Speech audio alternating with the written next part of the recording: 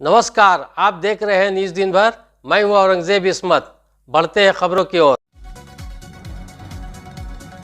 Asansol municipal corporation के साबिक mayor और बीजेपी लीडर जतिंदर तिवारी ने आज आसनसोल के शीतला इलाके में बीजेपी जिला दफ्तर में प्रेस कॉन्फ्रेंस की। माली आसनसोल के एमएलए और रियासत के कानून और मेहनत के वजीर मलाय घटक पर इल्जाम लगाया। आसनसोल के रेल पार ताजिरों के जेर एहतमाम धरना स्टेट जाने को ढोंग करार दिया। तिवारी ने कहा, वजीर मलाय घटक का ये दावा है कि मरकजी हुकूमत बुलडोजर के जरिए इन ताजिरों के कारोबारी अदारों को मस्मार करेगी। उन्होंने कहा कि कॉरिडोर के लिए जमीन हासिल करने की जिम्मेदारी इजला को जिला के गवर्नर को दी गई थी, इससे कॉरिडोर गुजरना था। साथ ही साथ जतिंदर तिवारी ने कहा, बीजेपी पार्टी बुलडोजर नहीं चलाती, बल्कि टीएमसी पार्टी बुलडोजर चलाकर बीजेपी पार्टी ऑफिस को तोड़ा है।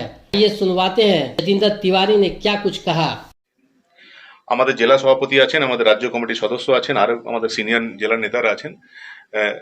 ওনাদের অনুমতিক্রমে বলি যে আপনারা জানেন যে ফ্রেট করিডোরের সিদ্ধান্ত যখন হয়েছিল তখন যে যে রাজ্য দিয়ে ফ্রেট করিডোর হবে সে রাজ্যের চিফ সেক্রেটারির সঙ্গে আলোচনা সাপেক্ষে এটা হয়েছিল এবং এর ম্যাপ তৈরি করা, জমি অধিগ্রহণের যে ব্যাপার আছে সবটাই কিন্তু রাজ্য সরকারের যিনি ডিস্ট্রিক্ট কালেক্টর থাকেন ডিএম তার আলোচনার মাধ্যমে হয় এবং যে জমি অধিগ্রহণ করা হয় সেই অধিগ্রহণের দায়িত্ব কিন্তু ডিএম থাকেন। তো আসানসোলে দিয়ে যে কোন জমির উপর ফ্রেট করিডোর হবে এই জমি যখন অধিগ্রহণ করা হয়েছিল তখন এখানে ডিএম ছিলেন, তৃণমূল কংগ্রেসের সরকার এখানে আছে, ওই ডিএম সাহেবই করেছিলেন। এই মাননীয় মলয় ঘটক যিনি এখানকার এখন বিধায়কও আছেন, মন্ত্রী আছেন, তিনি ছিলেন। এমপি এখানে তৃণমূল কংগ্রেসের আছে, মেয়র এখানে তৃণমূল কংগ্রেসের আছেন। আমিও তো 5 বছর মেয়র ছিলাম, ওই 5 বছর তো রেল ক্ষমতা হয়নি যে কারো ঘর ভেঙে দেবে, বুলডোজার চালাবে। এনারা অফিসে গিয়ে সম্মতি দিয়ে আসেন। যখন সার্ভে হয়েছিল তখন কেন, মাননীয় মন্ত্রীকে আমি প্রশ্ন করি, যখন সার্ভে হয়েছিল তখন কেন উনি বলেননি যে না এই জমিগুলোতে গরিব লোকেরা থাকে, ভাড়াটেরা থাকে, ভাড়াদাররা থাকে, তাদের কি হবে, অথচ এই দিক দিয়ে নিয়ে যাবো না অন্য রাস্তা দিয়ে নিয়ে যাবো। কই ক্যালকাটাতে তো রুট পরিবর্তন করেছিলেন, মাননীয় মুখ্যমন্ত্রী তো মেট্রো রুট পরিবর্তন করেছিলেন। তো এখানেও রুট পরিবর্তন করা যেত যদি মাননীয় মন্ত্রী বা এখানকার যিনি সাংসদ আছেন যারা আছেন এনারা তো রুট পরিবর্তন করাতে পারতেন। সত্যি সত্যি যদি গরিব মানুষের দরদ পক্ষে এনারা থাকতেন, সেটা এনারা করলেন না। রেলের কাছে গিয়ে এনারা সম্মতি দিয়ে দিলেন, ডিএম কে দিয়ে জমি অধিগ্রহণ করিয়ে দিলেন। এখন রেল যখন কাজ শুরু করেছে তখন এটা নাটক করছেন গরিব লোকদেরকে নিয়ে যে আপনাদের ঘর আমি ভাঙতে দেবো না। আরে ভাঙার জন্য তো আপনারাই সম্মতি দিয়ে এসছেন। আচ্ছা বলি, যদি রেলের এই কাজটা বেআইনি হয়, আচ্ছা বলুন পার্থ চ্যাটার্জিকে বাঁচাবার জন্য এই সরকার সুপ্রিম কোর্ট অব্দি যাচ্ছে, মানিক ভট্টাচার্যকে বাঁচাবার জন্য সুপ্রিম কোর্ট অব্দি যাচ্ছে, তাহলে এখানে যদি এটা বেআইনি হয়, এটা যদি বেআইনি হয় আর ওনাদের যদি কোনো দোষ না থাকে তাহলে কেন আইনমন্ত্রী আছেন তো কেন হাইকোর্টে মামলা করছেন না? ব্যাপারটা হাইকোর্টে নিয়ে যাচ্ছেন না কেন? সুপ্রিম কোর্টে নিয়ে যাচ্ছেন না কেন? সেটা না করে মানুষকে কি করে বোকা বানাচ্ছে। একদিকে রেলকে বললাম যে হ্যাঁ এই জমিগুলো ভাঙুন, এবং এই যে রেল পারে হাজার হাজার গরিব লোকের ঘর বাড়ি ভাঙা যাচ্ছে যেটা, তার জন্য অন্য কেউ দায়ী না, তৃণমূল কংগ্রেসের সরকার। এখানকার যারা বিধায়ক আছেন, যিনি মন্ত্রী আছেন, যিনি মেয়র আছেন, বর্তমানে যিনি সাংসদ আছেন, তিনি তো শত্রুঘ্ন সিনহাজি, উনি তো কয়েকদিন আগে নাকি নাটক করলেন একটা রবীন্দ্র নাটক করুন, ঠিক আছে, কিন্তু আসানসোলের জনগণের সঙ্গে নাটক করে দিচ্ছেন। আসানসোলের জনগণের কথা তো গিয়ে পার্লামেন্টে বলবেন, সেটা না বলে জনগণের সঙ্গে নাটক করে দিচ্ছেন। এটা তো হয় না। একদিকে এখানে মেয়র তৃণমূল কংগ্রেসের, বিধায়ক তৃণমূল কংগ্রেসের, মন্ত্রী তৃণমূল কংগ্রেসের, সাংসদ তৃণমূল কংগ্রেসের, আর দায়িত্ব দিয়ে দেবেন বিজেপিকে। বিজেপি বুলডোজার চালাচ্ছে। ফ্রেট করিডোরের সিদ্ধান্ত সবটাই রাজ্য সরকারের সঙ্গে আলোচনা করে হয়েছিল এবং কোন জমি দিয়ে ফ্রেট করিডোর হবে সবটাই কিন্তু ডিস্ট্রিক্ট কালেক্টরের মাধ্যমে জমি অধিগ্রহণ হয়েছিল। সবটাই এখানকার বিধায়ক, এখানকার যারা আরো তৃণমূল কংগ্রেসের বড় বড় র্যাঙ্ক এন্ড ফাইল আছে তাদের সঙ্গে আলোচনার মাধ্যমে হয়েছে। তারা সম্মতি দিয়েছেন বলে আজ এই জিনিসগুলো হচ্ছে। আর বুলডোজার চালানো তো এনারাই শুরু করলেন। কয়েক মাস আগে তো আপনারা দেখলেন যে আসানসোল কর্পোরেশন তরফ থেকে রেলবাড়ে কয়েকটা গরিব লোকের ঘর বাড়ি ভেঙে দেওয়া হলো বুলডোজার দিয়ে। কয়েকদিন আগে দেখলেন দুর্গাপুরে এডিডিএ তরফ থেকে বুলডোজার চালানো হলো, কয়েকজনের ঘর বাড়ি ভেঙে দেওয়া হলো। 2রা মের পর শুধু সরকার এখানে বুলডোজার চালায় না, এখানে তো তৃণমূল কংগ্রেসও বুলডোজার চালায়। 2রা মের পর অন্তত 25টা আমাদের অফিস বুলডোজার চালিয়ে ভেঙে দিলেন এনারা। আমাদের কাছে ভিডিও রেকর্ডিং আছে, তৃণমূল কংগ্রেসের লোকেরা বুলডোজার চালিয়ে আমাদের বিজেপির অফিস ভেঙে দিলেন। তো বুলডোজার চালানোর যে কথা বলছে সেটা ওনাদের কাছে আমদানি করা। বিজেপির বুলডোজার চালানোর প্রয়োজন হয় না। বিজেপি বুলডোজার চালায় যারা পাকিস্তান জিন্দাবাদ বলে তাদের উপর বুলডোজার চালায়, যারা ভারত মাকে গালাগালি করে তাদের উপর বুলডোজার চালায়, যারা ভারত বর্ষর স্বাধীনতা নিয়ে খেলা করার চেষ্টা করে তাদের উপর বুলডোজার চালায়, যারা বাংলাদেশি রোহিঙ্গিয়া তারা অবৈধভাবে যারা বসবাস করার চেষ্টা করে, জমি দখল করার চেষ্টা করে, তাদের উপর বুলডোজার চালায়। বাংলার মানুষের উপর, ভারতবর্ষের মানুষের উপর নরেন্দ্র মোদীজি সরকার কোনোদিন বুলডোজার চালায় না। বুলডোজারের সংস্কৃতিতে বিশ্বাস করে তৃণমূল কংগ্রেস, এবং তারা এই যে হাজার হাজার লোকের জীবন নিয়ে ছেলে খেলা করা যায়, একদিকে ধর্নায় বসিয়েছেন, মাইকে ভাষণ দিয়ে দিচ্ছেন যে আমি তোমাদের সঙ্গে আছি, আবার রেলকে বলে দিয়েছেন করুন ভাঙুন, কোনো অসুবিধা নেই, আমরা আছি, আমরা তো সই করে দিয়েছি। যদি সত্যি সত্যি এনারা সিরিয়াস হন, তাহলে এই ব্যাপারটা প্রকাশে নিয়ে আসুন। ডিস্ট্রিক্ট কালেক্টর জমি অধিগ্রহণ করেছে কিনা, রাজ্য সরকারের ডিএম ওই জমিগুলো অধিগ্রহণ করেছে কিনা, সেটা শ্বেত প্রকাশ করুন তো। একদিকে আপনারাই ওই জমি অধিগ্রহণ করবেন, তখন জানতেন না যে এখানে অনেক লোক বসবাস করে, এই জমিটা আমরা নেব না। একদিকে মানুষকে বিপদে ফেলে দিলেন, আর একদিকে বুঝতে পেরেছেন ভোট এখন চলে যেতে পারে, গরিব মানুষ আমাদের কাছে দূরে সরে যেতে পারে, তাই এটা নাটক করা হচ্ছে, তাদের প্রতি সিম্প্যাথি দেখানো হচ্ছে। আমাদের এখানে আসানসোল কর্পোরেশনে কোনোদিন মেয়রও বিজেপির ছিল না, এখানকার আমাদের বিধায়ক আমাদের বিধায়ক পাঠাতে পারিনি, এখানে সাংসদও আমাদের নেই।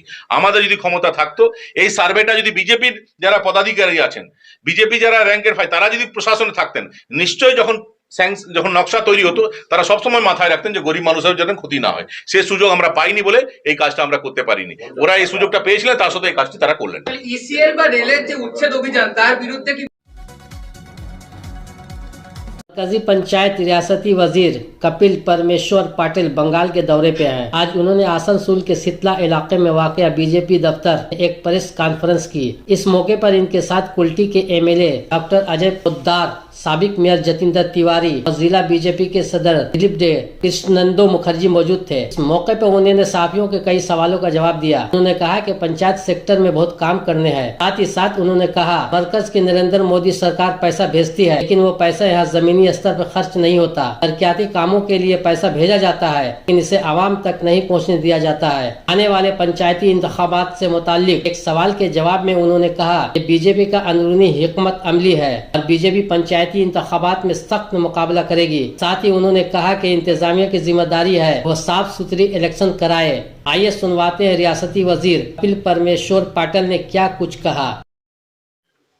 लोकसभा के प्रवास के लिए मैं 3 दिन से यहाँ पे हूँ। आज आखिरी दिन है।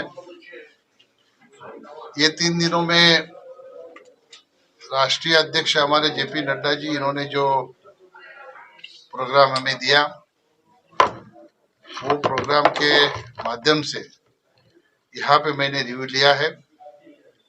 जो हमारी लोकसभा की कोर टीम हो,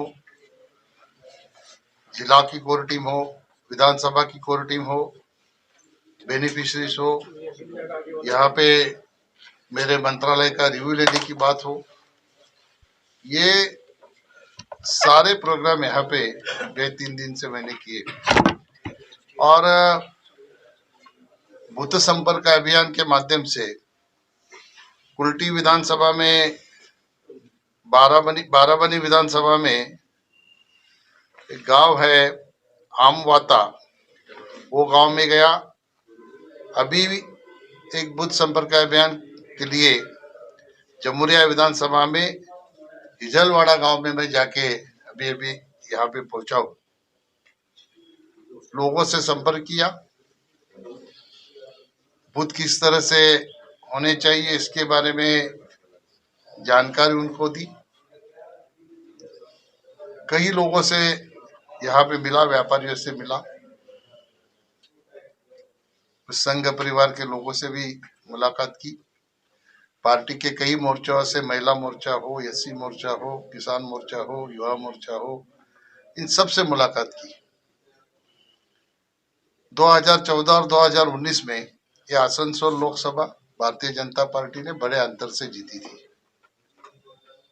ये भारतीय जनता पार्टी की ही सीट है, तो इसको फिर से एक बार 2024 में भारतीय जनता पार्टी किस तरह से जीते, इसके लिए भारतीय जनता पार्टी के सभी कार्यकर्ताओं को सक्रिय करने के लिए ये हमारी लोकसभा प्रवास योजना है। और मैं जो 3 दिन से यहाँ पे देख रहा हूँ, तो मुझे पक्का विश्वास है कि 2024 के चुनाव में फिर से एक बार आसनसोल लोकसभा ये भारतीय जनता पार्टी हमारे कार्यकर्ताओं के ताकत के ऊपर, हमारे देश के प्रधानमंत्री नरेंद्र मोदी जी ने जो 8 साल में देश में विकास के माध्यम से जो विश्वास निर्माण किया है, वो विश्वास के ऊपर निश्चित तौर पर हम लोग जीतेंगे, ऐसा मुझे विश्वास है।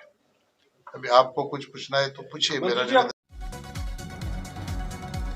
रानीगंज थाना की पुलिस ने खुफिया जराये से इत्तला मिलने पे रानीगंज के बख्ता नगर रोड से एक नौजवान को आतिशी असला के साथ गिरफ्तार किया। वाकया के बारे में मालूम हुआ कि रानीगंज के नबी नगर आजाद शरीफ का रहने वाला 23 साला शेर बट शेख आज रात के वक्त रानीगंज के कुमार बाजार से बख्ता नगर की तरफ घूमते हुए नौजवान को नकल हरकत की इत्तला मिलने के बाद पुलिस ने पकड़ी और इसके पास से ताज़ा कारतूस के साथ 100 पिस्तौल बरामद किया। पुलिस का इब्तिदाई अंदाजा है कि नौजवान मुमकिना तौर पर किसी खतरनाक वारदात को मुलज़म करने के लिए वहां घूम रहा था। मुलजिम आसनसोल डिस्ट्रिक्ट कोर्ट भेज दिया गया है। मालूम हुआ कि पुलिस ने गिरफ्तार शख्स को पूछताछ के लिए अपनी तहवील में लेने के लिए दरखास्त की है।